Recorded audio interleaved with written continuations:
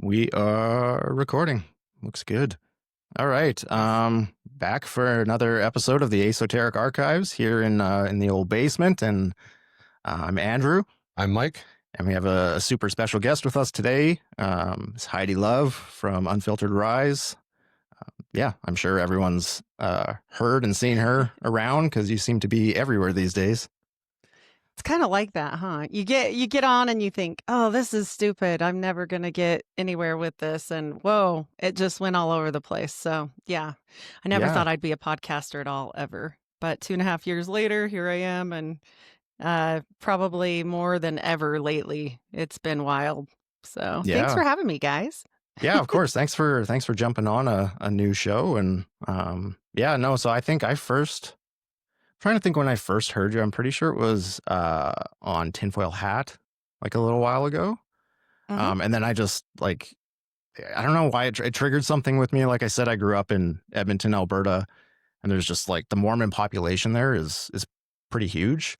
So I felt like every other friend I had was Mormon. I went to like the trick or trunk thing. I've done all that. I wasn't You're Mormonized. Yeah, I was an honorary Mormon. Yeah. I started diving into some more of your episodes and learning about the history of LDS and the Freemason ties and all. That's just it started to kind of blow my mind. So when we were looking at kind of building out some episode outlines, I was like, we should get Heidi on to talk about this because there's got to be something there. So there's so much. I always joke and say this is the gift that keeps on giving, and it just never. You never have the right story, even when you have the right story, and then it leads to 30 other rabbit holes. So if people like rabbit holes, check out the Mormons. Yeah, no kidding, right? No kidding. Yeah, for sure. Because you wouldn't think Canada, right? You're like, oh.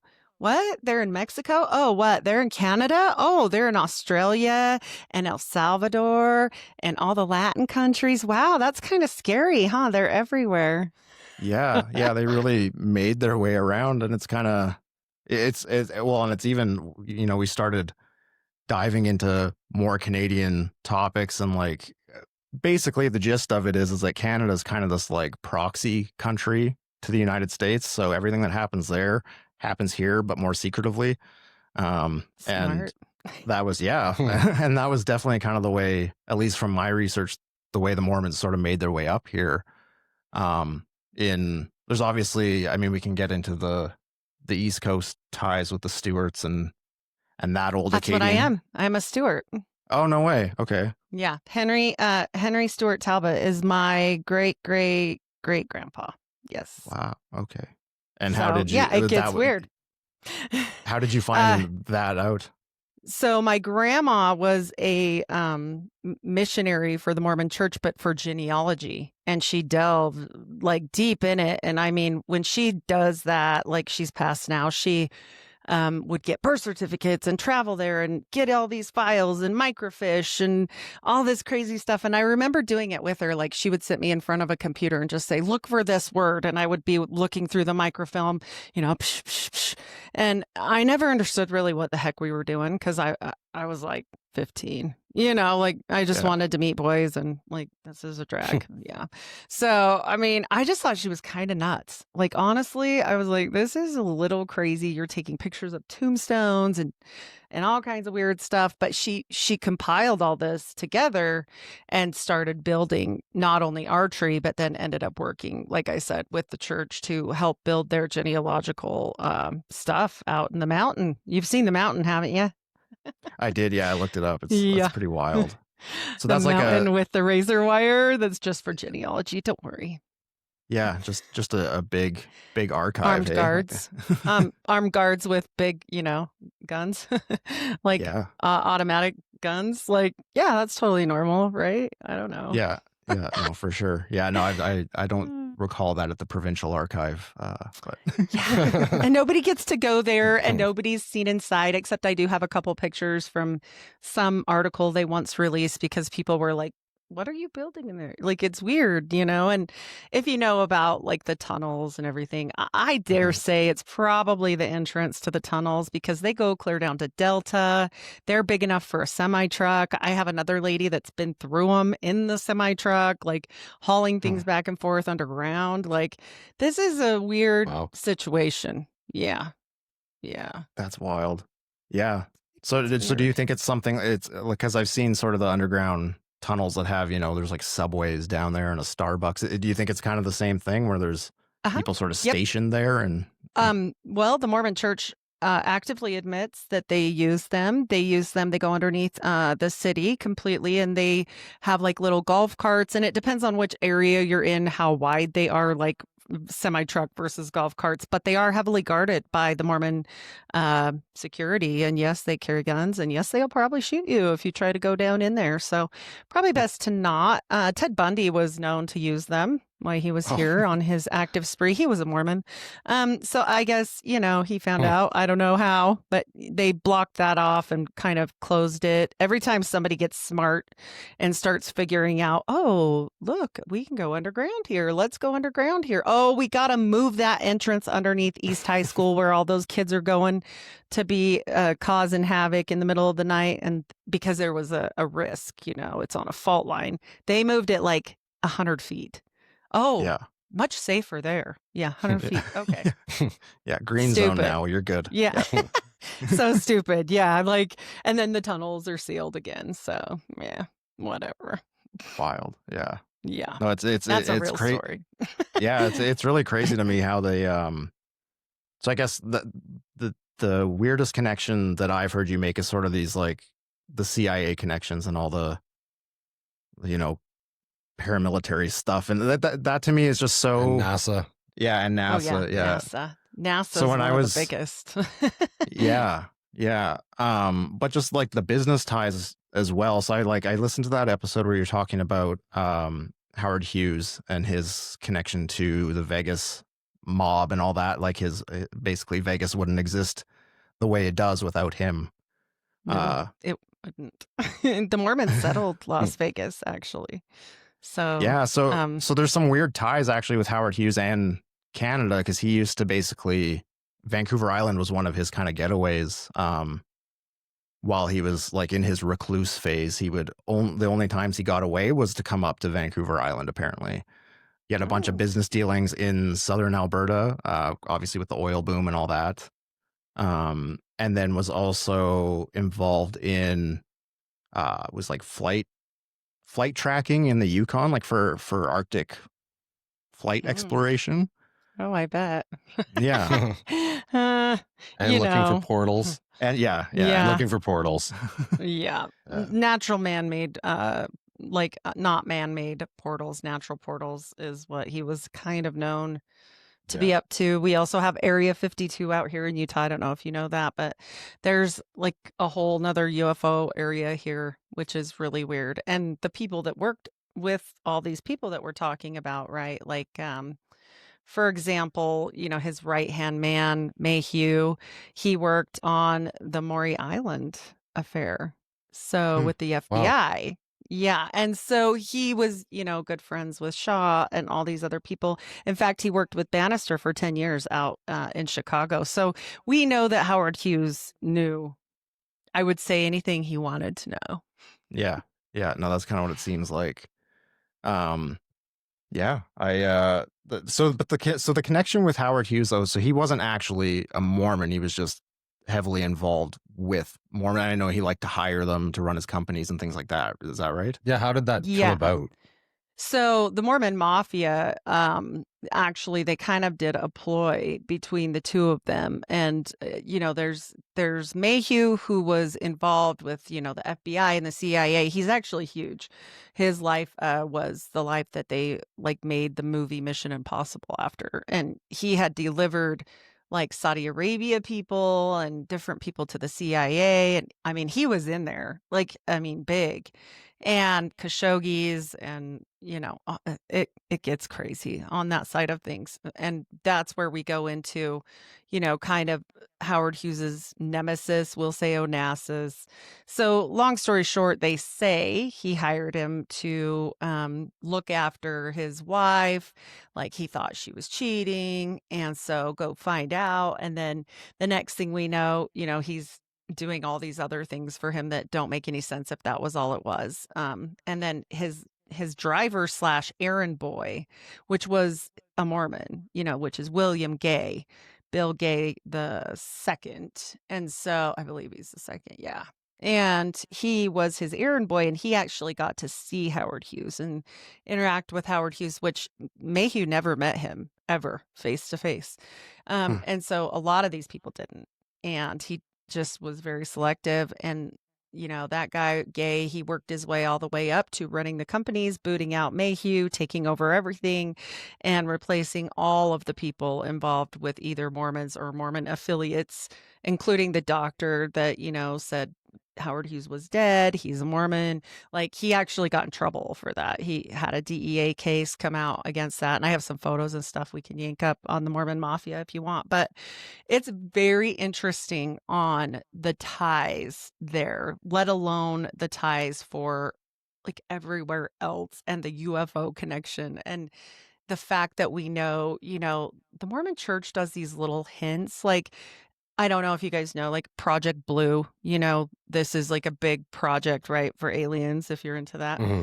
And I just say interdimensionals because I totally believe in that.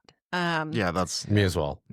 Yeah. It's just, we're running into, fallen angels, I think, probably at some point, and not just by accident. I mean, they know how to get them here. So, they have the Marriott Blue in Hawaii. They do these little dumb nods where you're like, okay. And if you know, and if you don't, you don't. And then you just go, oh, okay. Right. And they know a lot of things. I think they still channel. I think they are used periodically. That's woo-woo, but that's just my take on things. Yeah, I do. I think that's what they do. But yeah, the whole revelation of the method thing is a little on the nose these days. Yeah, less and less creative as it goes on. Yeah. Well, and it starts back, with Joseph dying. I mean, Joseph was the woo-woo. Joseph was into witchcraft, and I can prove that. And sure. I have a less issue with Joseph than I do with Brigham. Because people always ask me, like, if you had to choose and you didn't have any other choice, like which one? And I'm like, oh, completely Joseph, because he really believed it. But also he's communing, with angels. We're John D'ing it up over there. So, he knew all the esoteric things, and it's very evident that he did. He was in the Greater and Lesser Keys of Solomon. He's into occultic traditions. He is doing more than just protecting himself, which is what the church will say. It's folk magic and he's just protecting himself. I'm like, no, he's invoking, because there's certain things where you can read the parchments and see that, but they hope that no one will, right? Like they're weird. And so they're like, hopefully they won't look at that thing. And then, it's back to that whole, you're kind of crazy because you read into it and nobody else thinks that. So, Joseph was getting pretty ballsy. I mean, people don't know this, but he ran for president. He was, this was happening right as he dies, and he went to the president of the United States of America and demanded like upwards of billions of dollars, at the time, for reparations because they had been ran out of town. And, largely they're squatting and it's not really their land anyway, but he's demanding this. So he's getting kind of a thorn in their side. I mean, it becomes a problem. And I think Brigham was wise enough to see this coming, where he was, putting all of his little Freemason ways into, step and making sure he would be able to advance, because he was not next in line for the crown, so to speak. Actually, it was definitely Oliver Cowdery. And he just had a bad day. He'd been sick. He hadn't really been around. He had been sick for months. And so he didn't do the best presentation when it came down to the speech that should have never even been in question. I mean, Brigham Young wasn't in line. And it should have been his son who was actually, ordained, but he was 10. So, Cowdery's like, look, I'll take care of it. But the mother was kind of threatened. Brigham Young told her, look, Mother Smith, do you really want to put him in line? Look at what's happened to everybody else. His brothers were killed as well. I mean, this gets gross and serious. So she kind of shut up. She was even pregnant at the time, which no one talks about. And that son actually ended up being crazy. And I think it was probably the stress of her pregnancy. I don't know. But he was hospitalized for, I think it was 27 years of his life, like largely most of his life. And nobody talks about him, you know. Huh. It's like a generational trauma kind of thing. Yeah. His name was David. And it's really sad. They say that, you know, he was the lamb that everything was maybe put on, you know, up to slaughter there, kind of left out to dry, even by that family. And it's sad, you know, there's rumors he was gay. I don't know about that, but there's just all kinds of things. But he definitely was institutionalized. That's provable. And so when Brigham steps in, he immediately, you know, starts saying, okay, what do you always hear about the Mormons? Oh, we're persecuted. We have to run away to Canada, or we have to run away to Mexico, and we have to run all these places, and then absolutely contact the government and say, hey, can I help you finish that railroad? Who does that? Yeah. Well, that's sort of when I was looking into it, that's how, so I found like Charles Oracard, and that's how he made his way to southern Alberta. Is they were being persecuted for polygamy. And so, you know, Canada being Canada was like, yeah, bring your weirdness up here, I guess. Right? And they made a deal with them. Yeah. They made a deal with them, to your point, that if they built an irrigation system, that was the agreement on them moving there. So yeah, come on up, just leave do the work. Alone. Yeah. Mm-hmm. And I believe it was leave the polygamy behind closed doors. Yeah, it was the agreement. We won't don't prosecute ask, you. don't tell. Yeah, exactly. Yeah, which is the Canadian way. Yeah. Well, and you know, we see it with Mexico too, with the Romneys. You know, that's what happened, and how they became such an influential family is they went and settled real Mexico, not you know, Utah, Mexico, as it was then. But I think Brigham knew what was coming. I mean, he acted all put out over it and whatnot, but I don't think that was real. I mean, he was working with Kuhn and Loeb. He's got all these missionaries off to England. He's making the connections in the right places. We'll say that through the Harriman brothers. We're finishing out these things. And if you look it up, they'll say, oh, no, the LDS Church didn't do that. But, you know, through Harriman, they did. And, you know, Brigham Young was on the board for the railroad. So, and that was all built off the sweat of the Mormons for slave labor, and they were never paid for it. Upwards of $30 million, they say. And then also killing people and taking their money. So, you know, no. Yeah, no, it's just so wild. And then the things that end up kind of embedding themselves in like, say, the way Canada's set up. So I looked it up, and there's like that Charles Card guy had the initial town that he settled was based on that plat of Zion that Joseph basically had, like the perfect grid set up for how to establish a town. And so it's like, Enoch. Yes. Yeah. And of course, and then the first two things that they establish are the school and the temple. It's like, you got to get your indoctrination buildings built first, obviously. And then the rest was gridded out as farmland and essentially sectioned off. And if you look at most big Canadian cities are on that sort of that plot. They're all gridded out the same way. Yeah, right. Like it's, if you think about how the streets are set up, streets and avenues, it's all that same grid.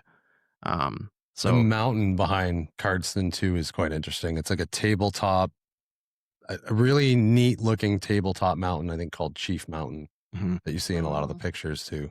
Yeah. That's interesting. I mean, and I would be curious, because I'm not familiar with this, who ran their school, because I know for Brigham Young University, they brought in a German, which gets really interesting. Like, oh, where did that come from? But you guys even have a story that I haven't put out too far yet up in Canada. I'm just looking for where he went. But there is a secret story about the prophet Joseph's brother. And he was they would call him a dunker or a seeker.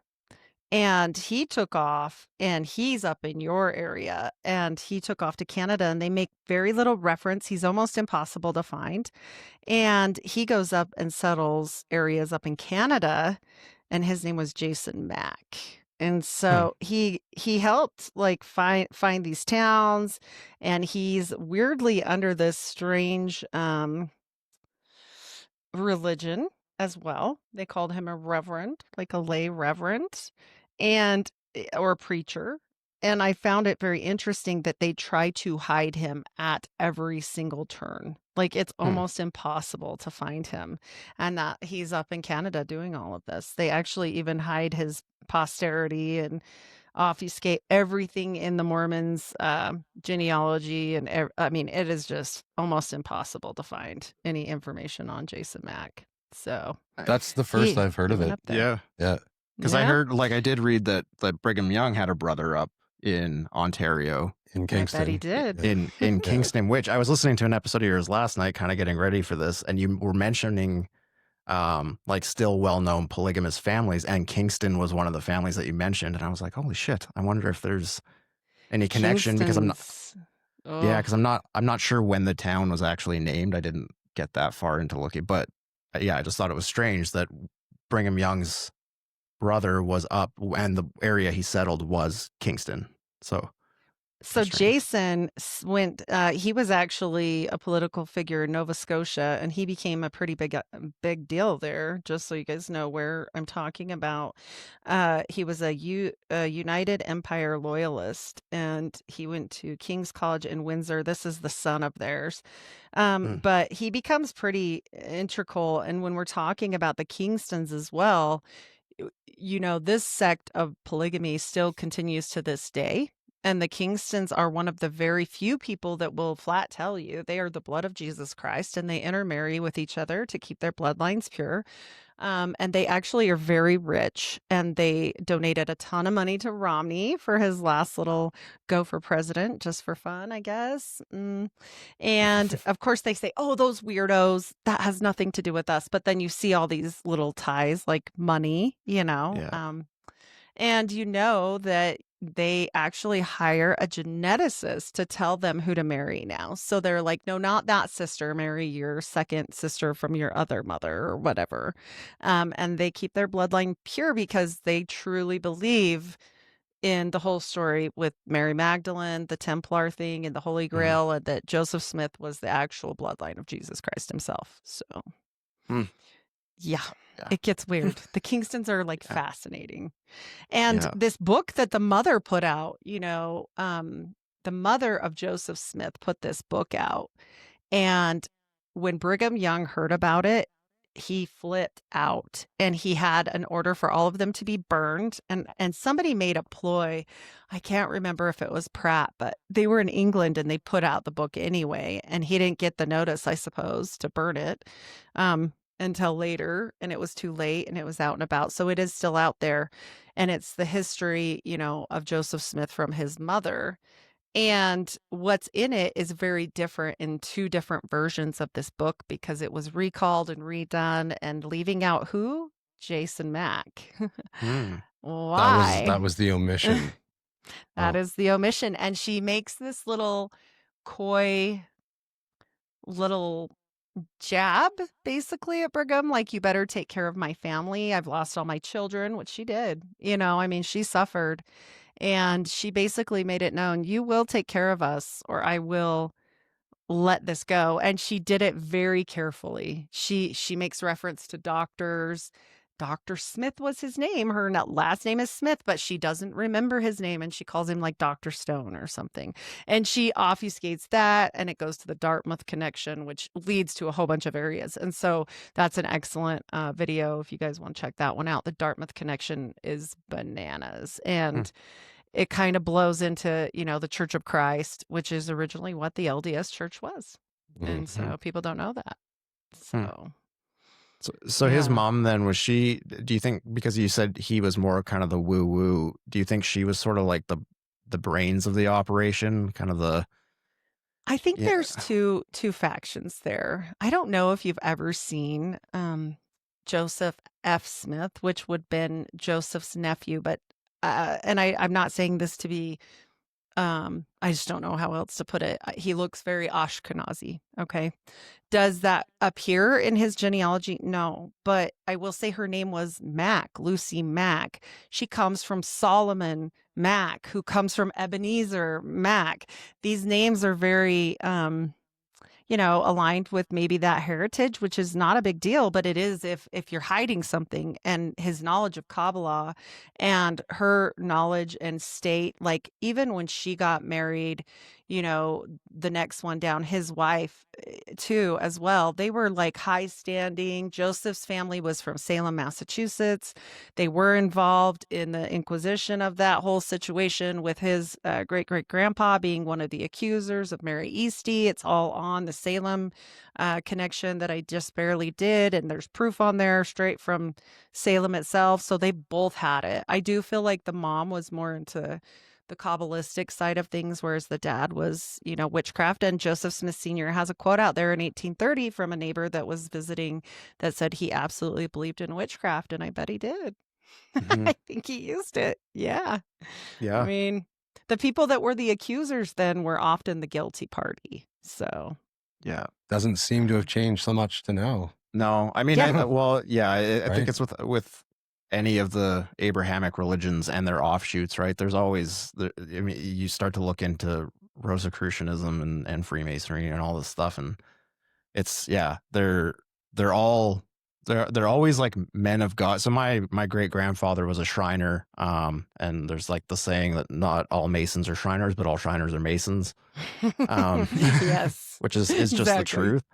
And he had a very, like, it was I always thought, like, I was always told that he was a Christian man and whatever, but he always had these weird stories about his faith that always felt very occult and always felt very, like, more in the Hidden hand, right? Yeah, The yeah. hidden hand. Yes. It's, This you wasn't know, just, some vet that went to church once a week. Like, this was his full-on belief system, and yeah, he wore his the Rosy life. Cross and stuff like that too. So it was, well, there's a definite tie with that religion. I haven't released it yet, but with Jason Mack, there is a tie with Rosicrucians that's going to be coming out. That's very interesting.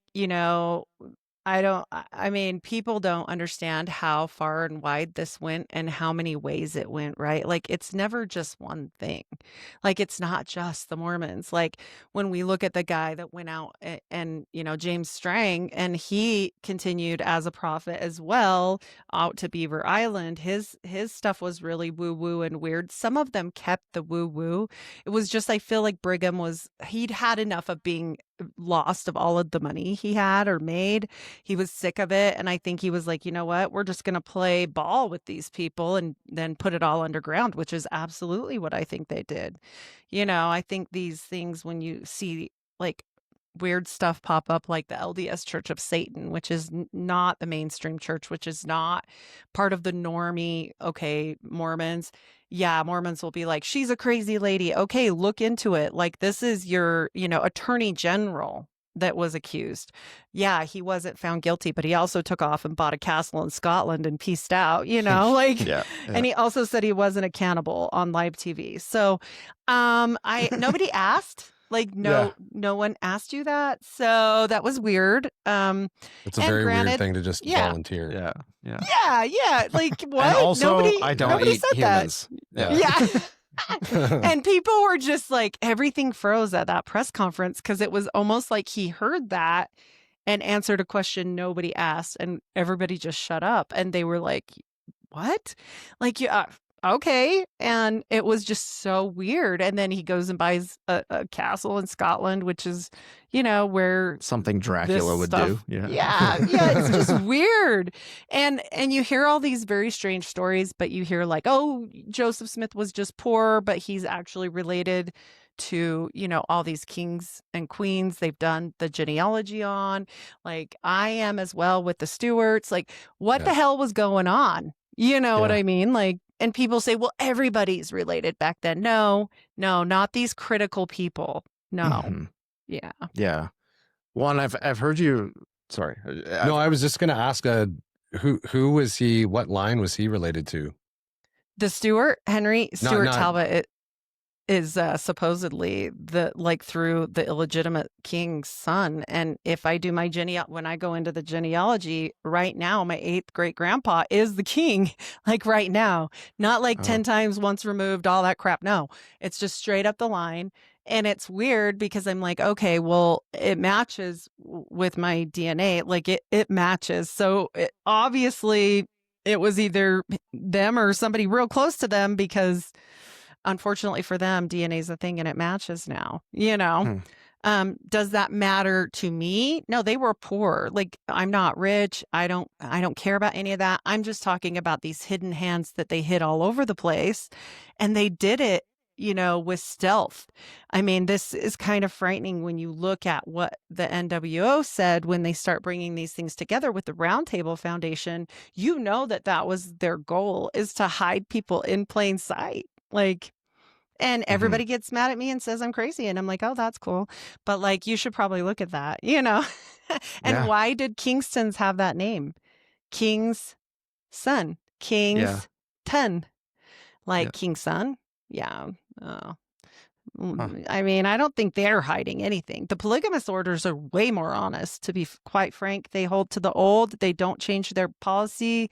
They still don't interact with Black people or outsiders. They're very much like the rest of the world is Goyim, and we can hurt them if we want to and bleed the beast of the government because we hate you. And like, it's scary, actually, some of the old oaths they take, Yeah. So, well, yeah, I was going to say, because like I guess the brand of LDS that I know is very much just the kind of like, I mean, all the kids I knew, they were just a bunch of dorks, really. Like, they were just a bunch of nerds, and their families were just kind of like straight and narrow. The nicest people ever. Yeah. And why do they do that? Yeah. Why do they do that in Masonic orders, right? Why do we have the porch Masons that never advance? And why don't they kick them out? Because they're not studying or they're not advancing.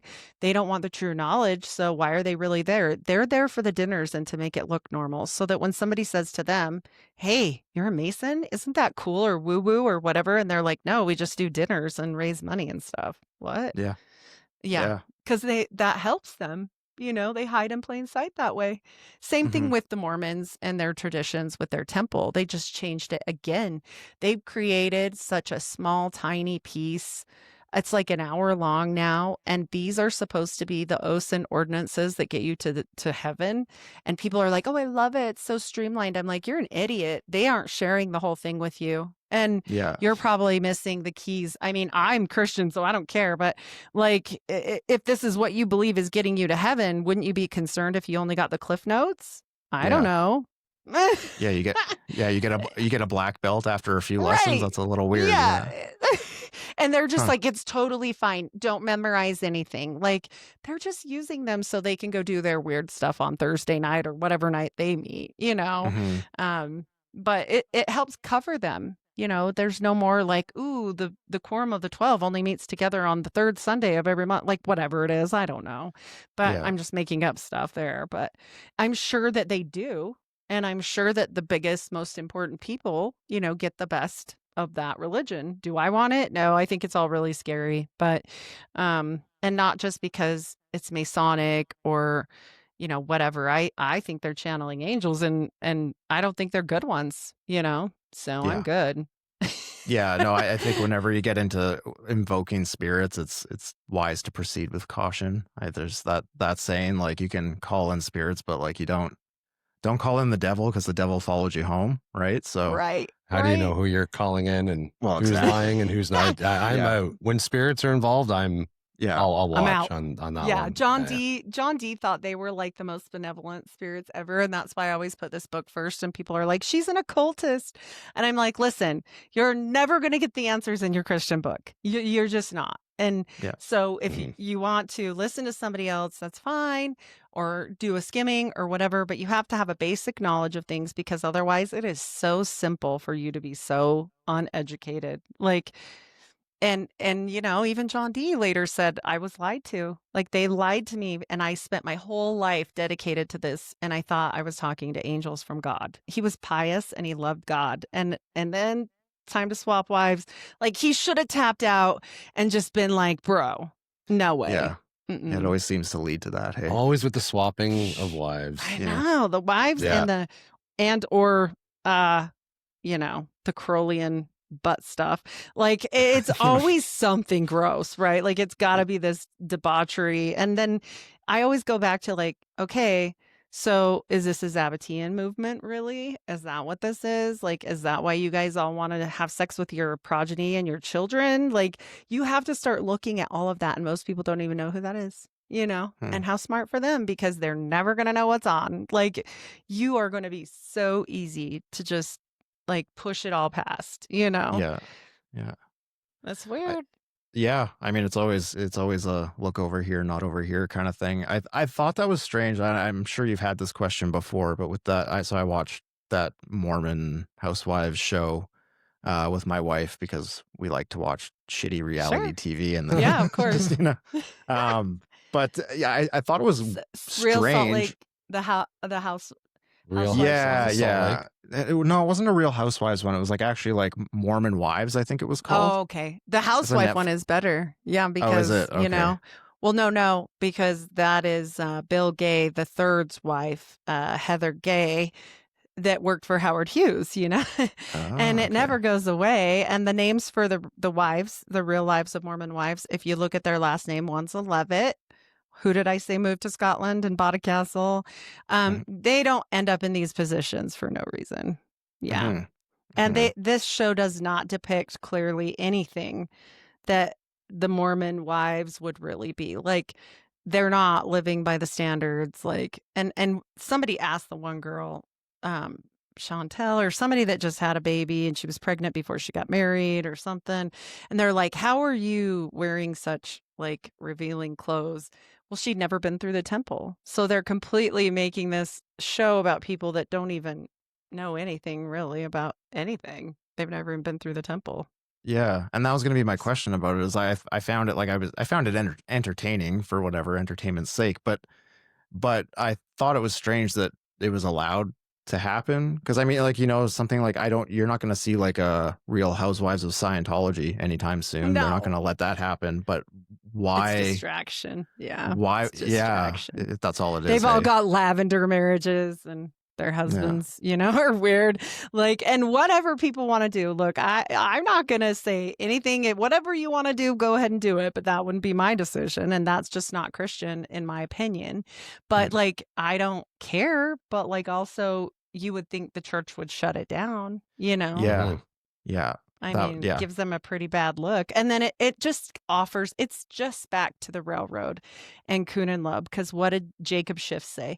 We're going to fund both sides of the war because it will help us, right? And then they'll all hate each other. And so the good Mormons are like, look at these morons over here. And then the bad Mormons are like, oh, they're cool Mormons. And so like, it just keeps that going. And I think that's all it is. And then it gives people to talk about, and the Mormons stay somehow relevant and don't end up in the news about sex abuse or money laundering, you know, because they just hide it, I mean. Yeah, I mean, they've got a good PR team. That's for damn sure. I mean, Enzyme Peak scandal, I don't know if you know about that, but if you don't, that is the biggest rabbit hole ever, and it was just let go. I mean, they were totally had all these offshore accounts hiding money. It was proven, and they did not get fined or anything, billions of dollars, and it's not supposed to be, making money like that. It's a church organization, 501c3. What are you doing? You should have been fined. This was a big deal. There was a whistleblower, and they shoved it all underneath the rug. They got away with it. Of course they did, because they're one of the few people that freaking helped get the Federal Reserve started anyway. So Heber J. Grant's godfather was the one that brought that in. And so to Utah, literally, Godby was his name. And Godbyite Mormons, that's a different little sect. Like, there's so many, but that guy in particular, he was integral in bringing the whole Federal Reserve to Utah. And they did. They sold out. And most of the land in Utah, if you go look it up, is owned by the state. Oh, wow. Okay. So. Yeah, they always have their money men. Hey, there's like, I heard you say too, like Elon Musk's money man is a is a Mormon, and He's that's a kind of Mormon. things are going to be shifting And from the Federal Reserve into this new, sort of financial playbook, which all the digital currencies and all that. So they have their oh, hands in that too. well, It's since I've spoken to anyone, you guys are just lucky. I've been down the craziest rabbit hole on X. But Peter Till's family was all Mormon, including the guy really that came here that was German that I told you came to BYU to help their education program. That is Peter Till's great grandfather. People will want to look that up. I will be doing a show on it. It is a crazy rabbit hole. wow. And he went to this like university out in South Africa where again we're rubbing shoulders with some Musks. I think it was Kimball Musk. And so it's very interesting. Like when you're looking at that, and this guy was revered. There's like a whole wing named after this guy. It's like, I want to tell you the name. I'm going to find it. And it's just strange to me that they never mention anything about this, this German guy that comes out of no, like, where the hell did he come from? Like, that's my question. Yeah. I don't know. Was It's he weird. also super young and rose to a high position in his early 20s? Because that also seems to be a common occurrence with these guys, is like they're CFO of a company at 23 and like Right. Crazy. I got This nowhere. particular guy, it wasn't, but he was, I mean, this is back in the day. This is like 1900s or late 1800s. And it cracks me up because I'm like, wait a minute. If this guy's coming out here back then and Peter Till and all these other people have all this family from there on down, like that's kind of frightening, like knowing that they've been in these integral positions. I don't know. It seems really nerve-wracking to me. And of course, they're all Freemasons, Yeah. As well They've as got being pictures. Yeah, with the hidden hand. I actually feel like they're Rite of Mizraim and very influenced by the Templars, in my opinion. So, yeah, I can't prove that one. That's good. But up through your way. No, for sure. That's the whole Akkadian side of things is all Templar roots and all that. So, not surprising. It's quite 100%. amazing how involved the Mormons are in almost everything. For such a small number of people. Yeah. Well, when I looked it up, it said there were 200,000 Mormons in Canada, and I don't believe that. It's got to be maybe in Edmonton alone. It seemed like but so I found that kind of strange. It's almost like, well, they're even hiding their own numbers here. Yes. Yep. Like, and I mean, it just makes this guy's name that I'm referencing, just so people can know. Peter Till's direct lineage is not predominantly Mormon, but his family connection to Carl G. Maser, Maeser, creates the link between Till's ancestry and the LDS's leadership. There's a whole wing named after him. He was one of the first, if not the very first principals of BYU, just so people can look this up. So, because I will get told I'm full of it. And I'm not. Like, it's, I'm going to do a show, but when we started this thread, I started this little thread and it turned into the craziest rabbit hole. And I went, how do I even present this? Right? Like, I mean, it goes back to IBM, it goes back to Bill Gates, and Bill Gates being related to Joseph Smith's maternal grandmother. And like, it is a rabbit hole. I mean, it's bananas. And no wonder, they work so closely with Bill Gates. I mean, that makes total sense then. That's their first standing is Microsoft is their first portfolio holding.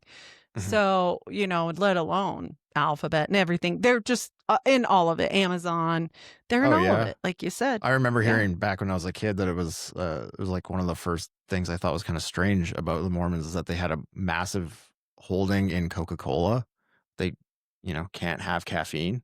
I was like, what? Okay. So here's I'm going to break this one. So I've heard back and forth. They don't anymore at Coca-Cola. I think it was through United Fruit, which is even more crooked than Coke. And so that's a more fun, down that rabbit hole if you go through that in South America, but, which leads straight to our president today. United Fruit. It's Yeah, it's top woe, and when Yeah. we look at this stuff, they can have caffeine. They are addicted to caffeine. Make no mistake of that. They just can't, and they love soda. They just can't have coffee or tea. And so it used to say hot drinks, but also we don't mind anything else in these rules that they gave us, that it's supposed to be like eat meat sparingly and don't overindulge and blah, blah. It's all this stuff for health, okay, in the word Okay. of wisdom. But nobody does any of those rules. And for some reason, just coffee and tea was what stuck. And so they say, oh, it's the tannic acid. But then the Mormons started making their own coffee, which is why this makes sense, right? And then they can make more money because you're buying their coffee, which is called Pero. And it's like this barley coffee. And so, yeah, all the old Mormons drank that instead. So, and you can have tea, but you can't have they say it's for, I finally asked the bishop once because I was like, this has got to be the dumbest thing I've ever heard, because you make hot cocoa, I've helped make this over when we do this stuff, they package their own food and you go give your time and effort to help them. And I'm like, you make hot chocolate. There's a ton of caffeine in that, let alone sugar, And they're like, oh, it's not that. It's the tannic acid that they put in it. And I'm like, right. But they all drink tons of Coke and Diet Coke. And I mean, the soda bars here are on every corner. They're called Fizz. That was the weirdest thing I saw in that Mormon Wives show. They're all the gathering Mormon at Wives. these they're all gathering at these soda shops. I was like, what? Yep. They're addicted. They're so addicted, and they're addicted to sugar, and people don't understand. But I think it was pushed because one of the main exports for Utah became beet sugar. They're actually the ones that started pushing horrible beet sugar. It's terrible for you. Yeah. And, they pushed that and they made this beet sugar company, and it used to be a big deal out here. And the prophet at that time said, we will make this sugar company if it busts the church, and breaks it to pieces, because he was that set on making sure that happened. And what are you going to do with that export if you don't have a railroad? Well, they used all those Mormons and told them they would pay them later. And then Brigham Young wrote off the debt. Wow. Yeah. To Harriman. And so, that when you have favors like that, you can call in favors like that, right? Yeah. Yeah. Now, did him doing that cause a revolt? Has there ever been a mass revolt in the LDS church where a bunch of people are, enough of this and try and break away? Or is it kind of controlled before it gets to that point? So well behaved for the most part now. I think that they've always trained them, okay, for example, when Joseph Smith said he had his magic rock and he could see things, and then some other guy did, and they were like, no, you don't. You put that rock away. Only the prophet could do that, So they start squashing this stuff early, and we're pretty much raised to be very obedient to the church. That's why the FBI and CIA and all these places love Mormons, because half of the brainwashing is done for you, because since we're born, everything is about, following the prophet and doing this and that and supporting Israel. And, that's in our rules and regulations, even people don't understand that's in our articles of faith, Right. that they literally believe in Israel being restored and a gathering of the tribes and all this stuff. So, since I was born, they're like, we have to support this. So no, I don't think that they have much trouble squashing it. I do think there was a lot of complaining, back and forth. Brigham Young allowed alcoholic drinks, and so did Joseph Smith, as long as you made them yourself. And they had their own breweries, and they had all kinds of stuff. Joseph Smith's family ran a beer shop, and then Brigham Young had all kinds of, distilleries and whatnot. But they got rid of all that under some other presidents that were more serious about things, right? And so people would talk. My mom was here the other day, and it was great because she grew up with all these old timers, and on Sunday they would all meet at my great grandma's, and they would kind of complain about what they liked or didn't like about the prophet. And she said they all hated Brigham so much, and they would complain and complain, but they still paid their tithing. They still did everything they were supposed to, because they were kind of beaten down, Right. I mean, they've had all this prosecution / persecution, and they really don't know what true freedom is because somebody's always telling them what to do, you know?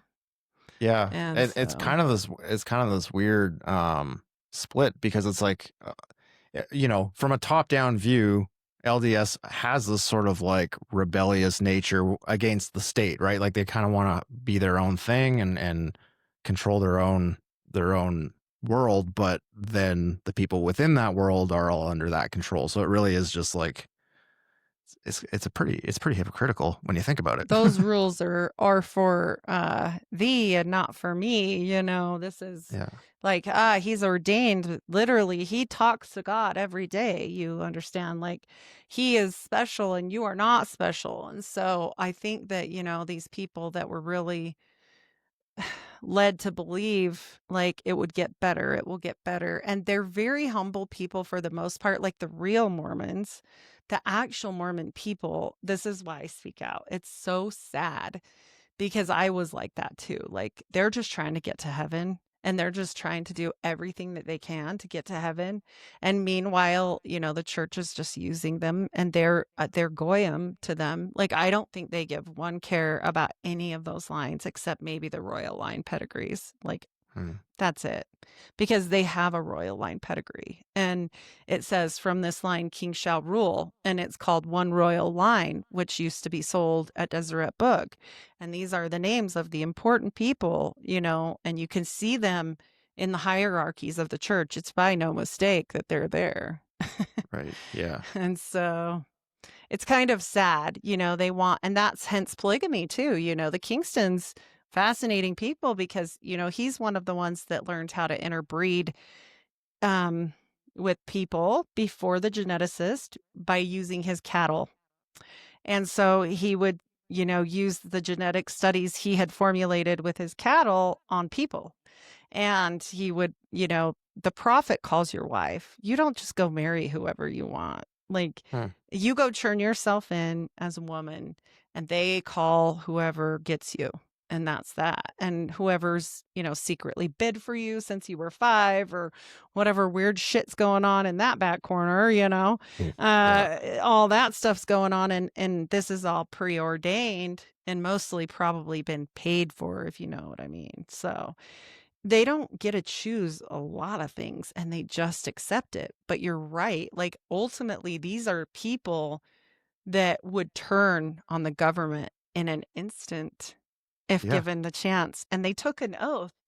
People don't know this, but the oath of the black sticks, and I have the black sticks, I have a photo of it, and it is the canes, the coffin canes made from Joseph Smith and Hiram Smith's rotting, decaying bodies in the oak, and they took them out of those and made canes out of those.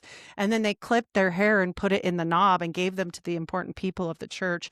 And they all took an oath against the government to kill and take over that one day. And the polygamists will tell you, we hate the government. We will bleed the beast. They call it that by like welfare cheating or whatever they can do, like tax skipping out, whatever they can do to hurt the government, they'll do. And there's, a whole presidential office recreation in the LDS temple in Washington, D.C., because they believe that the church will take over the country one day.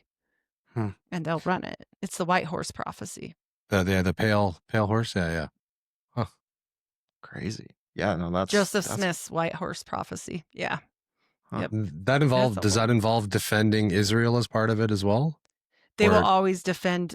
Israel is part of the article of faith. And so the articles of faith, let me pull that up really quick. It's very interesting about the things that they say about Israel. And even when I was a little girl, I didn't even know what Israel was. And, you're just a child. And even back then, I was told like, oh yeah, we have to defend Israel, at all costs. And it's interesting. It's very interesting. Let me see if I can find that article of faith while we chat. Does Israel feel the same way? Like, are they, is it, because obviously, there's the whole the Zionist thing where they're the chosen people and this and that. And obviously the Mormons, like they're kind of lumping themselves they're in with white. Like, well, yeah, no, we're with these guys over here. Let us in too. I don't think they care. I mean, I don't know. I've seen the Jewish people like that are really into it, and they're like, "Oh, I hope they all die," and you're just like, "Oh my gosh!" Like, and they'll tell you that, but I don't know how that works out. But it does say, Article Faith number 10: we believe in the literal gathering of Israel and the restoration. The 10 tribes, that Zion, the New Jerusalem, will be built upon the American continent, and that Christ will reign personally upon the earth, and that the earth will be renewed and receive its parasitical glory. So, wow. I mean, they're very Zionist. They believe this land will become heaven on earth. And they also believe in the gathering of the tribes. And you have to understand something like this might sound great or whatever. Like, oh, look, they're supporting good people until you start listening about this cattle guy, right? And his children and all the polygamy. And I often wonder, now this is just me thinking here, because I like to make a separation between fact and thought. What if polygamy, what if they did find the lost tribes and they made sure there were progeny of each one of them here somewhere? It's very serious and concerning when you start looking at this, because in our patriarchal blessings, which you receive when you're like 14, it's like your future telling. Okay, if you mind the church and you're good and you do all the things, then this is how your life will be. And oftentimes it's like, you'll have a good husband and you'll go to the temple and you'll have children, blah, blah, blah. Okay. But it's given by a patriarch, anointed with oil on your head. He's like the oldest guy ever. And he comes in. This is back in the day. Maybe they're young now, but he'll come in and lay hands on your head and tell you your little story, and they record it. But they tell you what tribe you're from at this time. And like my tribe was Ephraim, which is Mary Magdalene, which is true. But I often think they already know that because they have all our genealogy. Yeah. Well, I've heard you say that they were big in like 23andMe and stuff like that as well, weren't they? Ancestry.com. Yeah. I would think, So if anyone would know Ancestry. sorry, go ahead. Oh, no, you're good. Keep going.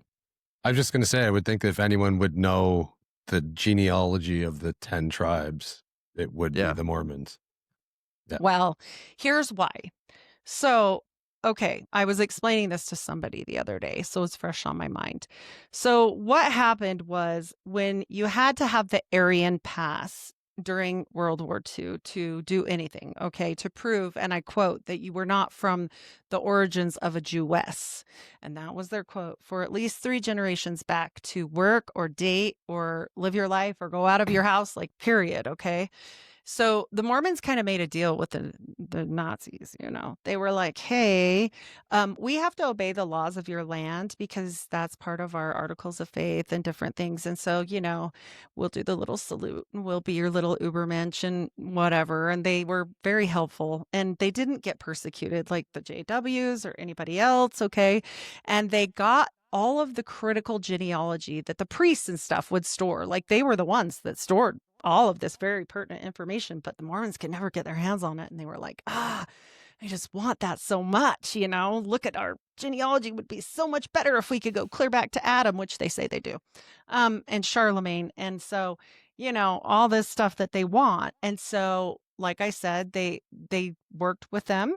And they helped them for this Aryan pass so that they could help organize the genealogy. And then what they did is they put it into something called FamilySearch.org. And FamilySearch.org went into all these other, DNA sites now. Okay. But it started at Howard Hughes Dynamics, which is so interesting to me, right? And it's under Bill Gay, and he got caught. He got caught by Howard Hughes, and Howard Hughes apparently was super miffed about this, and he shut it down. And it's underneath this book, and so it's a guy that actually, Johnny Meyer, Meier, he worked for Howard Hughes for a very long time, and he wrote a book later, and he talked about this, and he talked about them finding out, and he said, "You shut that down." Because that's just Bill Gay trying to do his stupid Mormon genetics. And so, they shut that particular offshoot down, but of course it continued. And even the first correlation of the LDS Church and Nazism centered around this, and including the leader and saying, oh, in this newspaper article, 1933, written in the church news section of the Deseret News, Mormonism is the new Germany. And Adolf Hitler, in return, said the Mormons are the ultimate Übermensch. And then we know that they got a eugenics program here and started taking care of people that weren't fit to procreate, we'll say. So they sterilized and did forced sterilization, including on multiple people in my family back then, because people were marrying too closely. Don't forget that. Like, it wasn't good. And it was causing all kinds. You'd get a genius, they say, and it was widely true. We would see it with the families. They'd have this one really brilliant kid that had no real feelings, though. And then like the next kid would be like semi-normal, but a little slow. And then the next, whichever one was next, not in that order per se, it would be very deformed and not okay. So they started taking these kids away from parents, and they did this within my family. And I know this for a fact. For 2 years, they housed them up at the state and, made sure none of them could have children ever. Oh, that's dark stuff. And the Gates Foundation, like I've said, don't forget. So Mary Gates, people forget about her. She was on the board of IBM. She's the one that got the deal for Bill. And this is all in this crazy rabbit hole we've been down, like in this. And Bill Gates' mom was like head of Planned Parenthood or something like that as well, too. Didn't she start it? The dad was the head of Planned Parenthood, and the mother was involved. So she was the first president of the Kings County's United Way and the first woman to chair the United Way's executive committee. And she was on IBM's board as CEO, and John Opal, and the first woman of First Interstate Bank of Washington's board of directors. So this woman is not playing around. Wow. She's not just sitting back in the back section. Okay. And so she's definitely making sure things are happening. And then we've got these other Gates. So Solomon Mack, he was from this same line, and it says that, he married Lydia Gates of Deacon Daniel Gates, and that is his maternal grandmother. Well, when we know that, and you put in, is Bill Gates related to Deacon Gates? It comes right up. Yes, he is. In fact, they call that line the deacons because it was so prevalent, blah, blah, blah. And here we see them working together so very often, and we see Bill and Melinda Gates continue, I dare say, their eugenics through the whats. And we won't say that word. And he dropped out of Harvard in 1975. He started the Microsoft software company, made him a billionaire by 31. And all of this was due to his parents' success. In fact, his late mother, Mary Gates, was said to be so instrumental, she helped prepare Microsoft into the big leagues. But what people don't understand is the Microsoft punch cards through IBM. They were these little punch cards for your race and different things about you, like if you were gay or if you were straight or if you looked white or if you looked brown, or all these different things that they started running not only in Germany but in prisons and in hospitals and everywhere. And then they go through this Hollerith punch card reader, which is what IBM became hugely famous for, and how he was integral in the war. Back then they were pushing, not him himself, but IBM at this time. And then, it comes down. So obviously Mary Gates would have been involved at that time in that situation. I mean, yeah. So was the Mormon Church. They're all John Birchers. I mean, yeah. Yeah, that's just wild.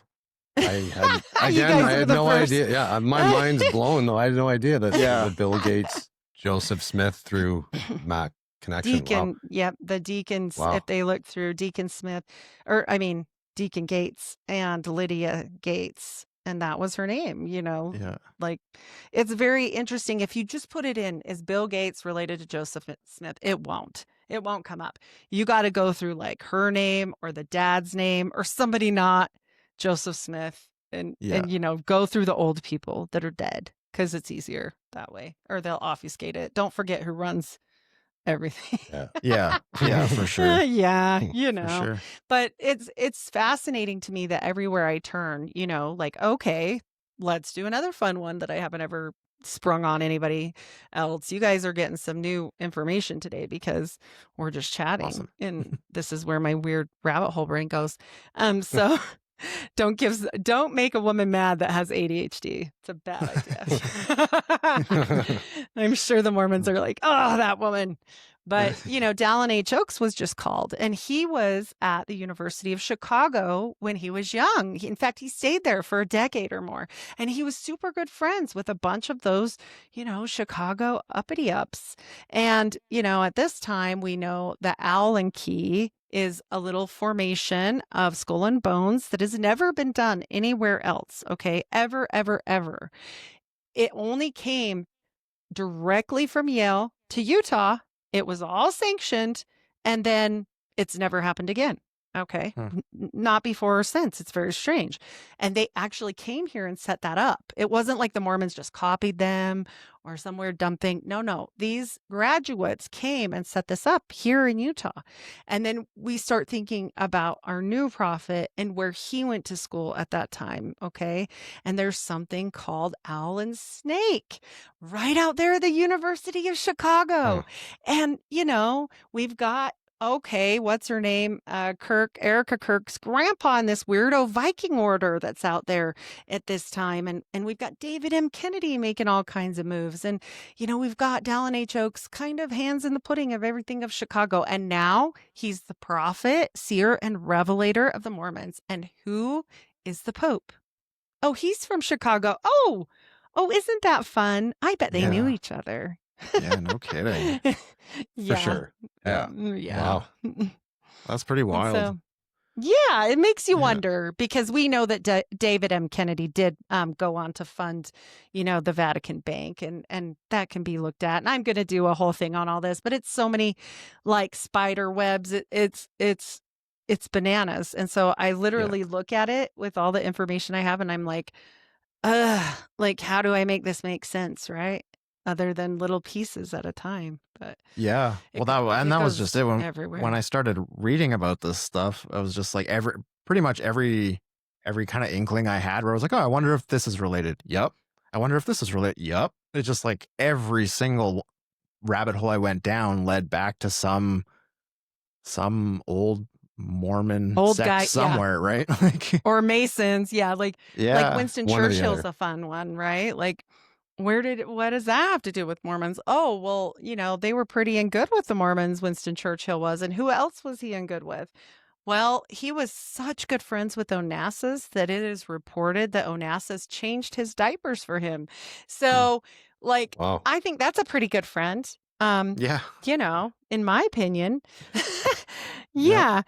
As a nurse, I'm, not too many people would do that. And Onassis had a great love for Winston Churchill, but also, what was he rumored to be in? Oh, that's right.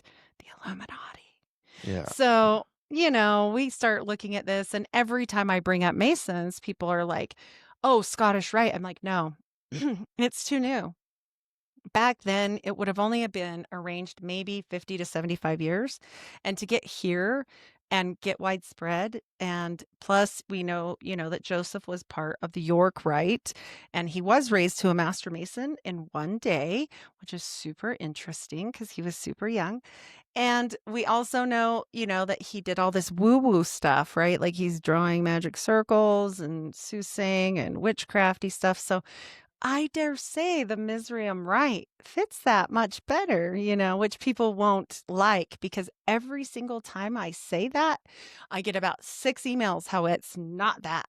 And I should look harder. And I'm like, listen, I'm going to tell you guys that this rite is very old. Okay, the Rite of Mizraim, or Martinism, we can call it that. And yes, it broke into pieces, okay? And people will say, well, it's all in the heart because St. Martin and blah. Okay, true. But you forget that Cagliostro was a part of that. And he wasn't all about the heart. And he really liked to practice magic. And he actually went to Haiti at some point. So we have to know that Cagliostro was also the name that, Crowley said he came back and was Cagliostro. Okay. Yeah. He said that was, in a previous life. Yeah. Yeah. He's not a probably, nice guy. I mean, I don't know him personally, but I think he was up to a lot. And, we know that Joseph Smith was getting a lot of knowledge from somebody named Lumen Walters. He liked to call himself that, Lumen, like light bringer, like the light. Yeah. And he just got back from France. And actually, when he got back from France, they said he was godless and they ran him out of town. Well, that's interesting. I wonder what he was up to, and we know that this was one of his teachers. We also know he wasn't a dumb farm boy. He was practicing Hebrew with a Jewish person that had converted, and teaching Joseph all kinds of things. Would you practice Hebrew if you couldn't write an English letter? Like, no? Yeah. That's crazy. That's nuts. Like, Hebrew's hard, Yeah. Yeah. Well, that's like, you always say he was displayed as like an unlearned man, but yet he was seemed to have the answers for everything. So, right. Yeah, because he was doing Solomonic magic, which, by the way, to this day, the two kind of magic people don't really want to practice unless they're very adept at it. They'll even tell you, like, hey, bro, don't just go doing this at home because you might screw up your whole life and ruin your life, right? Is Solomonic magic and Enochian magic, which are the two things Joseph Smith was definitely practicing. And we look at this and it definitely aligns with this rite of Mizraim because it says they're actual practitioners of magic. They don't just read about it and become ultra knowledge people. That's a lot of the Scottish rite. They don't necessarily, I can't say for all lodges, but not everybody's out there practicing magic in the moonlight. They're just really not. Okay. They're probably having dinners and learning some weird stuff. Well, it's just theoretic for a lot of them, right? Mm-hmm. It's all in your mind, like the Saint Martin, and I'm not discounting that. The mind is a very important thing. But also, when we look at this, I know that he practically applied it. When did he get the plates? The plates he got on the fall equinox in the middle of the night, dressed in all black, and he had to, take certain things or the angel wouldn't talk to him. And these are in the spring and the fall. The rite of Mizraim says that's when they can conjure and speak with angels. So, it kind of fits. Yeah. I'm listening But to I don't like that. listening to you in preparing for this. I heard you mention there's another time where that date comes into play. Is it during the Salem witch trials? Yes. This is my favorite thing ever is that Joseph Smith, his great-great-grandpa, Samuel Smith. Now you'll find two. There's Samuel Smith, the senior, and then the second, which is Captain Samuel Smith. You'll often see him listed as captain, but they're not smart people. It wasn't like he was a selectman. Yes, he was. It wasn't like he had ESQ after his last name. Yes, he did. So right, we're not talking about stupid, dumb people. Okay, we're just not on either side. His mother was learned too. His father actually filled in as a school teacher sometimes. And so his mom was basically like a lay midwife, which is very important back then, knowing what we know. But yes, so the first Samuel born in 1666, isn't that a fun date? Yeah. Especially knowing Sabbatai. Well, anyway, we won't go down that weird rabbit hole, but I'm telling you this, he was born near Salem. And he gets himself entangled in this whole Mary Eastie thing. And she was actually hung on that day. And she died and said, I am dying as an innocent woman, and I hope you all get what you deserve. She kind of put that out there. She didn't necessarily curse them, but she was like, God knows the truth, and I'm sticking in that, and you'll get yours. And so she just kind of left it at that. And he literally put that nail in her coffin because he was one of the few men that actually came against her. Why would he do that? Well, the Goulds, who are critical, they're good friends of the Putnams.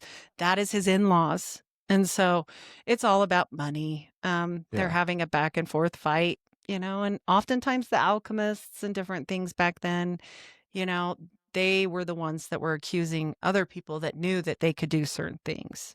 And so, Mary Eastie, I think, was just collateral damage, for that family. But it was very sad. And it was the same exact day, 100 and something years later, where Joseph Smith gets these plates.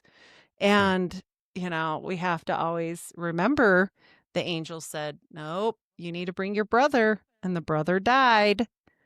And then they dug him up to say they didn't dig him up, to show that they didn't do anything, just because you guys are gossiping. And then they ran that in the paper like 5 times. Yeah, that's all weird, Well, I can't say that I know for sure. Do you think there was maybe like a little bit of a necromancy plan going on there with that? Or well, we have a joke is that maybe Alvin had a hand in Mormonism. We just don't know. But I know this. They also moved Joseph and Hiram multiple times. I don't think those graves have any bones in them, to be honest. I think they're all where they need to be. And I'm sure that means in altars and different things. I think necromancy plays a huge part. Some of the things that happen here in the temples, they're doing weird circle prayers around an altar. We have no idea what's in there. No idea. I mean, we don't know what we're conjuring when we take a name on by proxy. We don't know what's happening with any of that. And by the way, would you have loved to be the person that, you are the proxy of this person? They did Hitler. I mean, what if you got that name that day? And Ava Braun and all the Jews that died for everything they believed in, and Anne Frank, and that really pissed some people off. And so they kind of got in trouble for that. But then they started doing it again. They said they'd quit it, but they didn't. So just let the buzz die down and then back at her. Yeah, they did. And, it's just kind of wild to me that, there's multiple mentions of those Mormons. Don't let those Mormons get me after my death. Like, people were putting this in their wills before it was even released that it was a thing. That's interesting. Yeah. Yeah. I mean, there's all... That's. I mean, that goes back to like the Solomonic magic, right? All the the necromancy stuff. That's yes. And another thing I have to worry about. Great. They will get you. Yeah. It doesn't matter if people always say, "Well, I'm not a Mormon." I'm like, it doesn't matter. If you are related very distantly, 30th cousins to some Mormon, they're going to do your work. They're going to get you. So weird synchronicity with the 23andMe stuff. So my wife is adopted. And had I known what 23andMe was when at the time, I probably wouldn't have bought this for her. But it was always a conversation where she didn't really know her family lineage and stuff. So one year for Christmas, I got her 23andMe. And through that, her biological father actually ended up finding her. And turns out his whole family is Mormon. So it's just like, don't worry, they would have got you anyway. I always tell people I did it too, because it was like all the rage at Christmas time, kind of. And I did both. I did Ancestry and 23andMe, both. And, I just tell people, don't forget, they take your blood when you're born out of your soul, out of your sole of your foot. Those pictures of that institution where they keep the genealogy files are very interesting. The size of their drawers are not big file drawers like you would think like papers would be big. They're these little drawers and they look like the Dewey Decimal System size drawers, but longer, like an envelope. And that's what size the PKUs are that we do at birth on every single baby ever born. And one set goes to the state, and there's another one that I don't know where that goes. And so, the shareholdings in Utah are interesting, and not just Utah, but the Mormon Church and labs and medical things. Very interesting. So makes you wonder. No, I mean, there were so many questions I had. I was trying to keep it sort of concise, but then there's just these kind of random questions that came up sort of all over the place. I know I have one big random question. Is it this one? That is the one. Yeah. Okay. You can ask it though. Go ahead. Okay. So I wanted to obviously trying to find Canadian ties. Like, we're out on the West Coast. We're on Vancouver Island. So the whole Sasquatch lore is big out here. It's kind of embedded into everything. And I forget what episode I was listening to, but you were talking about some sort of connection between Mormons, Cain, and their belief in Bigfoot. Can you kind of break that down? So Mormon cane, they believe that it's, well, this is old time, okay? If you went up to somebody nowadays and said, do you believe Bigfoot is cane? They might look at you like you're crazy because they won't know this stuff. This is clear back from an apostle in 1900s, I believe. Let's see, probably 1800s. But E. Wesley Smith, son of the prophet Joseph F. Smith, so this is the line of Joseph Smith, okay, spoke about this in Journal of Mormon History, Mormon Bigfoot, David Patton's Cane and Concept of Evil in LDS Folklore. So they're talking about Leah Hawaii Temple was dedicated in 1921, and E. Wesley experienced the following events. A man came through the door, and he was tall enough to stoop when he had to enter. His eyes were protruding and wild. His fingernails were thick and long and presented an unkempt appearance and wore no clothing at all. Then suddenly appeared in Smith's right hand a light which had the size of an appearance of a dagger. A voice said, "This is your priesthood." He commanded the person in the name of the Lord Jesus to depart, and immediately the person was commanded to leave and went out the back door. So that's one of them. Also, like another one was saying he was walking and, somebody came up on him, and it was reportedly Cain, and he looked like a very strange man, and they thought it was Bigfoot. Although now they will say, oh, that was just a big hairy man that was not of white color, and they try to blame it on weird like racism. I'm sorry. I think people know the difference between a darker colored man and a crazy wild looking beast. The way they're describing it is like very scary. And so they also say in one of them that Cain, the Bigfoot Cain, mated with the women, the Mormon women, and put that line into the Mormon line. All these are old wise tales now. Yeah. So most people don't know about them at all. But yeah, they're quite interesting. That is for sure. Yes. So there's, like I said, a lot of these people are apostles. And so that gives it a little more cred. Also, LDS Spencer W. Kimball, he was a prophet and spoke about this story of Cain to be a fugitive and a vagabond and have to roam the world all the days of his life. And that was in Miracle of Forgiveness, relying on the experience of David W. Patton, one of the Quorum of the 12. And he literally said he spoke with this creature for some time. And so they also say that there have been sightings in Utah, and especially whenever they dedicate a new temple. Interesting. So for the cornerstone, which guess what? They quit doing it. Last year, they announced they're not doing cornerstone ceremonies anymore. Really? Did they give a reason or just? They just said they're not going to do it anymore. And I thought, did everybody see Bigfoot Cain one day and they got scared? Yeah. I don't know what happened, but it made me laugh. I was like, oh.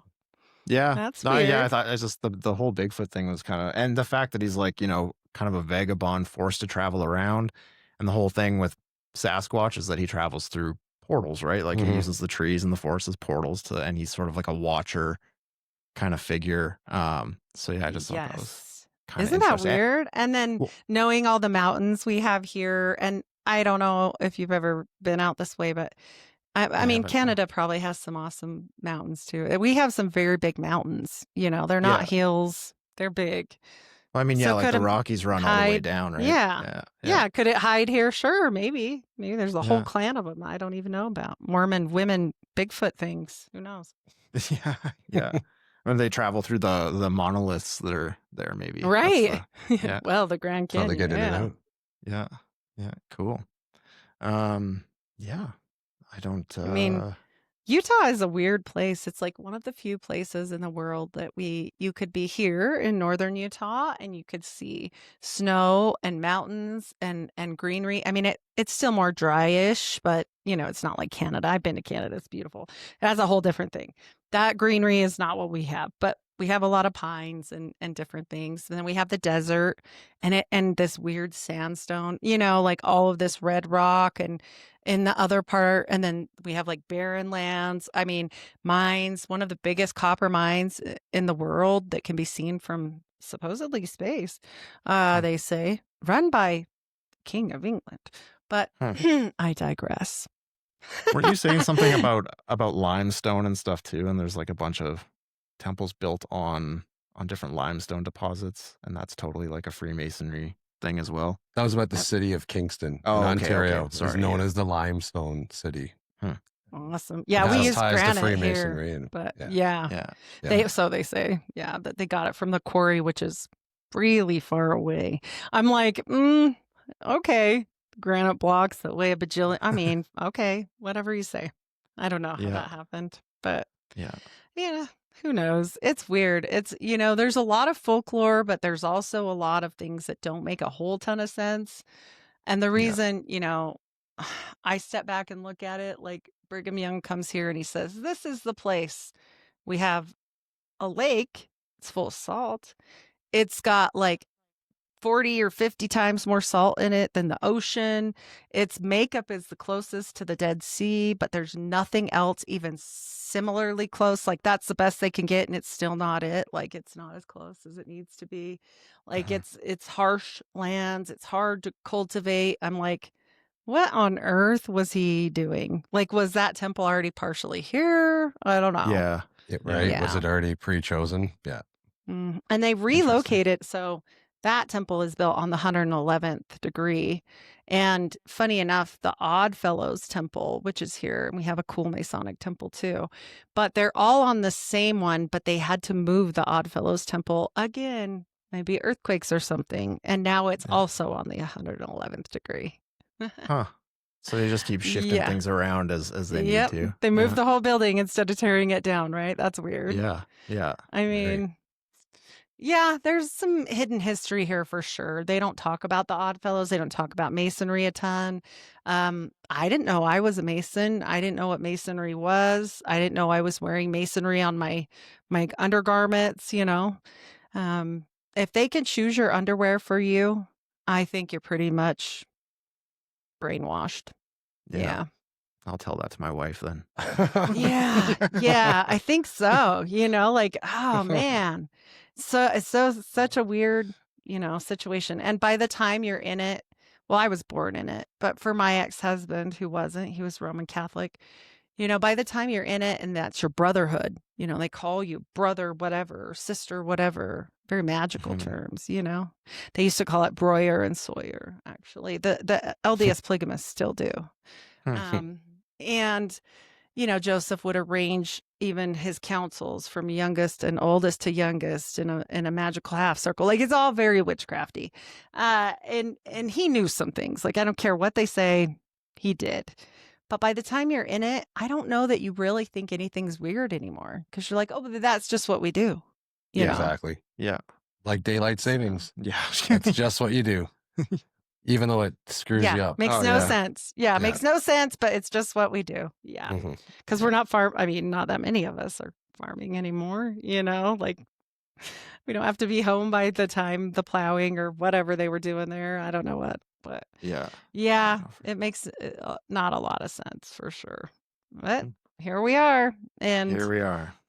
The Masonry ties are huge. Brigham Young continues that, through, I would say even more so than Joseph Smith because, but there's some, he married the widow of the whole Morgan affair. Did you know that? And then this is Brigham Young? Oh, both. Joseph and Brigham ended up marrying her. And so just strange things all the way around, completely intertwined. The Society of Cincinnati is in there. You guys with the General E. Lee thing up in Canada. And he goes there and then he's like in here with the Mormons, good. And they still do this Alfalfa Club, which Mitt Romney was the president of. You see John Birchers and the Rotary, all of these things intertwined. And people still want to tell me I'm crazy. You guys out there are crazy if you don't see the connects. Yeah. If it looks like By a the duck and time- it quacks like a duck. Right. duck. Yeah. By the time we all figure it out, it's going to be too late because they bred like 10 million kids and we're all screwed. Yeah. Yeah. Oh boy. And yeah. eugenicize the ones that didn't work out for them, like what? It's, I mean, yeah. This is a bright And you- future we have to look forward to here. Right. You hear them push this eugenics thing, but not for Elon Musk. He's making babies every other minute, not for, Yeah.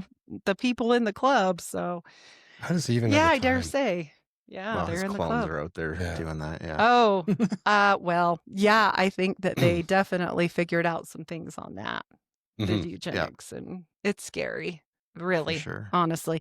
If you look at the first prophet after, okay, so you got the two guys that look just completely like I said, of maybe Jewish ancestry somewhere, not Hasidic Jews, but probably Ashkenazi type look, which that's neither here nor there. I'm just saying it's going to rapidly change with the next one. And he looks really weird. And he's got this crazy eye and all this stuff. And I'll find his name. And it's a Smith as well. And you just step back and go, what's going on over there? Like what happened with this? And Yeah. I'm not saying people can't look crazy, but it almost looks like they were, I don't know, messing Trying around. stuff.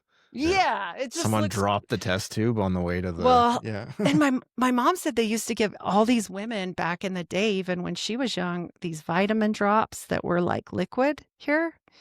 And I was like, boy, that would be a super smart way to do that if you were doing that during pregnancy. That's Yeah. what she said they had to do.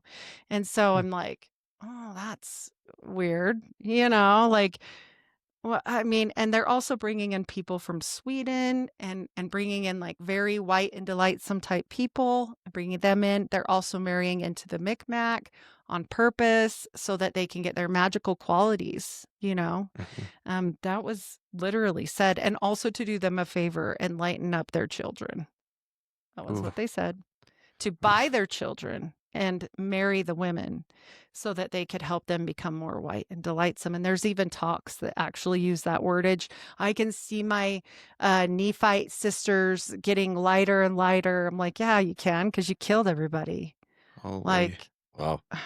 yeah. And then all the kids in that area, if we talk about Lanzo Meadows, they're all Mary and Joseph for tons of years. Like all the Micmac named their kids Mary and Joseph, Mary and Joseph, Mary and Joseph. My great-great-grandma was Mary. Like it just goes all the way down like that, and they force that on them. But there's Templar, presence there. I way before Columbus, like way before Columbus. Yeah. So it's interesting. Canada connection with this is very interesting, and especially with Jason Mack. There was rumors that he lived with the Micmac Indians, and so it really makes you wonder. It's not just rumors; it's like in books. That's where I got that from. Well, and it honestly makes sense that they would do that, because that's like, the woo-woo. Canada's a very sort of like, I don't know, not a very religious place, all in all. Like there's most people are kind of indifferent towards spirituality here, which is sad. But like the culture and the spiritual side of Canada exists with our Indigenous communities, right? So if they came What here, about like Rosicrucianism or spiritualism? I mean, it's obviously tied in like our parliament, our parliamentary system, and all of that. But if you ask the average Canadian, they won't even know what the word Rosicrucian means, So it's that's such a good way to hide it too. Like if no one believes, they can do whatever they want because nobody cares, right? Like everybody's like, yeah, whatever. That guy's weird, but he's fine, Canadians are very like, when you meet that like arrogant atheist, and it's like, in my view, it's like atheism is one of the silliest beliefs ever, because it's like because it's nothing. Yeah, because it's nothing. Yeah, exactly. But that's kind of the vibe up here, where it's like, people are sort of self-righteous and like, well, I'm past that kind of intellectually that's so beyond. Silly. Yeah, it is. It's ridiculous. But no, I mean they probably think it's so silly that you're talking about like God or something. Like you said, they're past that. Oh, you're so silly. Oh, even just our parliamentary, like the rituals of like how they bring parliament into into play every year, and everything's a ritual. Everything is either a humiliation ritual where they like drag the Speaker of the House down. Like it's out in plain sight, but people just view it as this like this is what just we silly do. Canadian this history. is just what we do. Yeah, just a you're bunch Mormons. of silly, no, just kidding. silly goofs up here. Always face the Queen while the anthem's playing for Yeah. some reason. Yeah, Mhm. yeah. Mm-hmm. And Yeah, it's funny how much you can see the occult in things, but like you said, people will just say, "That's just what we do." Mormons, same thing. That's just what we do. Why do you wear funny underwear? I don't know. That's what my grandma did. And it does. It stays. And people always say, "Well, it's not magic. That's stupid. Magic doesn't work." And I'm like, if it didn't work, it'd be gone. It'd be gone. Yeah, exactly. It works. Yeah, I don't want to 100%. see it work. I'm good. But I'm just saying, I don't doubt that people, gave up their lives for this. And every time we turn around, we see like a Crowley, but he's a spy. We see the guy that ran the orphan trains. He's a spy. And so all these people that we see, they're constantly intertwined with government and some weird stuff or religion. Right. He was religious pastor. And I got in trouble once. Somebody said, he's a pariah. And I said, he was a spy and in a secret society that they won't name. It's even worse than Freemasonry, Yeah. And it's constant. And so when I look at it, I'm like, look, this is when people say there's going to be a one world religion, I'm like, you're late. It's here. Mm-hmm. Yeah. And it's only for the elites, and we are all the goyim. Yeah. No, yeah, I'm with you on that one. Yeah. Unfortunately, I'm with you as well. Yeah. Yeah, it's sad. It's sad because there's some stuff for the initiated and other stuff like what with your grandpa. That's exactly what was going on. Is he was telling you some advanced initiation stuff where typically they're not supposed to really, same for Mormons, like that's not for the uninitiated, but he assumed probably you would follow, in those footsteps or whatnot. So he probably felt safe doing that as your family. So, yeah. And I've encountered a lot of Masons in my life that have been very friendly towards me. And I've always kind of thought, it's like, do you know who my great grandfather is? Like how did you just happen to be in my life kind of thing? It's a little strange. Yeah. They're probably trying to, be important there. And also, overall, just like the Mormons, they've got plenty of people that are just nice people trying to get to heaven, or nice people trying to get to their whatever level. I work with a Mason, like Paranoid American's a Mason, he's out there with it. I don't care. I don't care what anybody wants to do. Here's the thing. But when you oppress people or you force things or you hide it and you lie, that's why I speak out, because we are, as Mormon people, and I'll say we because I was raised in it, we are lied to from the very moment of the time you can speak and just inundated with all this stuff. And then they wonder why you're mad and can't leave it alone once you find out this is a lie. Well, my whole thing is people say you can leave Mormonism, but you can't leave it alone. Or, just shut up and move on with your life. Geez, nothing worse than an ex-smoke. So cringy. But you ought to read the comments. And I'm like, okay, but if you found out that we were all going to, perish in a building here in 20 minutes and you knew first and you had 20 minutes to get everybody out, would you just leave? Yeah, right. Yeah. Or would you start helping people get the hell out of there? Yeah. And so that's me. I would probably end up perishing myself trying to get people out of there. That's just who I am as a human being, Yeah. And have you had, I imagine you've had a decent amount of backlash from some of your shows, but have you, on the other end of it, have you had people that are like, oh my God, thank you for letting me know I'm not doing this anymore? Yes. The hate is more like on percentage wise, I would say it's like a 90 to 10% ratio, but that's okay. Because even if you plant the little seeds and they don't know now, it took 20 years for me to change. So never just count it out or think that it doesn't matter. Maybe you said one tiny thing that's going to help somebody, and I try really hard to help people on their exit out or whatever. If they write me, I'll answer. Like, I try not to be like, oh, just don't read the comments. And there's so much hate that it would be easy not to. But through the hate, there's like certain comments where you're like, oh, that person needs help. Like the 27th comment down, Yeah. So it's worth it. I mean, that's the whole reason why I did this. And so I was very God-led in this. I don't feel like this was a me thing. I don't think I ever would have dreamed this up in my wildest dreams to come and expose my entire, not just my life, but my ancestry. Like, everything is on view for people at all times. If your hair looks bad or you're having a bad day, whatever the case may be. Like, I have asthma off and on prednisone, so sometimes my face will look weird or whatever that situation is. You learn to get past it, and you learn that the message is what you're really supposed to focus on, because maybe you're going to help somebody. And so, that's worth it to me. Yeah. Yeah. Well, I mean, they say like all you need is 20% for a revolution, right? So in whatever it is. So, so Right. if you're Right. halfway there.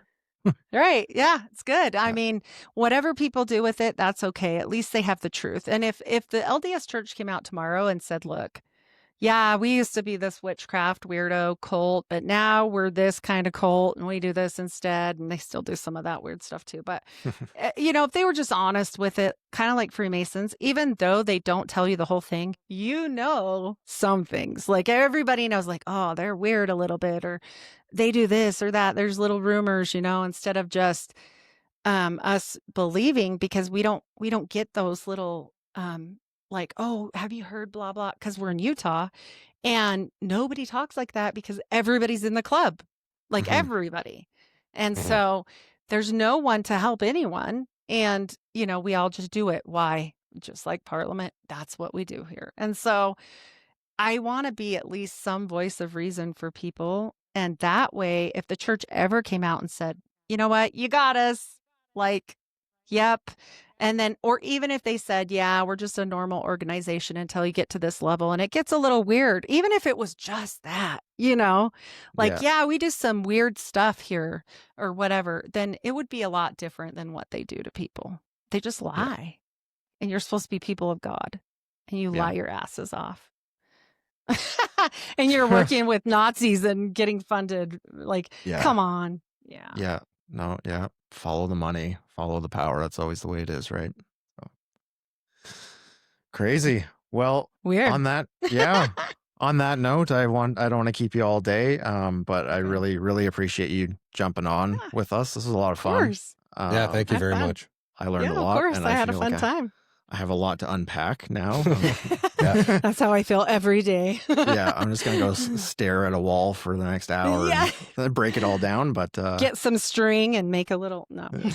Yeah. That's how I feel some days. Yeah. For sure. But I guess, sorry, go ahead. Oh, I was just going to say the one mistake I definitely think that they made recently is the whole Charlie Kirk thing. I think that has blown open a hole literally in the middle of Utah, and people are just exposing, like, all the bees are coming out of the hive, so to speak. And, even Candace Owens is talking about Mormons, which she's whatever too. But I'm just saying. Yeah. Anyone that's on there. CAA is questionable to me, but I hear you. It's she's on the who's who and all the things, like it. I mean, we can't trust anybody, but even me. So that's why I say, go look it up. Like, I hope they do trust me, but I try to give the pass for them to go see so that they can see for themselves. Yeah, for sure.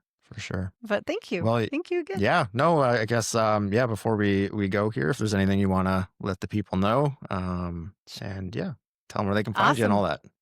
Yeah, perfect. And anytime. And if you guys want to come on as well, that would be a fun talk. Maybe we can talk about your grandpa stuff. That'd be cool. Yeah, definitely. Or even about Canada in general. We love Canada. Me and my husband been up there quite a few times. So actually my listeners, they're second on my list under America. is Canada. Oh, really? Yeah. Yeah. Yeah, we went on a big trip to Banff and whatnot, right as I started. And once you get those first listeners, they kind of stayed, which I'm grateful. So, hi, Canada. I love you. It's Awesome. beautiful there. It is, yeah. And so, yeah, I'm Heidi Love of the Unfiltered Rise. I'm everywhere podcasts are served. You can find me also at unfilteredrisepodcast.com if you want to not be on a pod chaser, but the best place to find me is on Spotify, because a lot of my episodes cannot go on YouTube, especially the new ones. Cannot. I did a recent interview about the ninth gate. There's no way that's going to be allowed on YouTube. This eugenic stuff, no way. Like, they're not going to let me do it. So please find me there. Once a week on YouTube, I'll drop something that will work, like that they won't, freak completely out. But I got dinged a few times, and so I chilled out on that. Patreon also has some really cool medical stuff right now. And I think we're going to be headed into a new series. So you get 2 extra shows a month. That's how I do it. I don't split my episodes. I don't like to do that. And you'll just get the 2 extra episodes. I think we're going to be headed into the diseases that caused like serial killers, or the diseases that they may have already pre-existingly had. And so we did a carnival series, like all the weird deformities that used to happen that don't happen so much anymore. So me and Deplorable Nation do that together. Janet, she's amazing. Awesome. And so all of that you can find on my Patreon for $5 and no commercials. So that's fun too. I also am on Twitter, or X, or whatever they want to call it now. I'm much more active on there than Instagram, because you can be, they kind of let you go. So Fair enough. find me there. And I'm happy to come on anytime. This was a blast. And anytime I can talk to somebody and like we just get into the weeds, it's kind of fun for me. So Yeah, no, Fun for for sure. us too. Yeah, no, for sure. Yeah, I'm. Awesome. Yeah, this was great. Anytime you want to jump on or whatever, definitely keep in Perfect. touch. Awesome. Sounds good, you guys. Thanks, Heidi. Have a great day. Take Bye. it easy.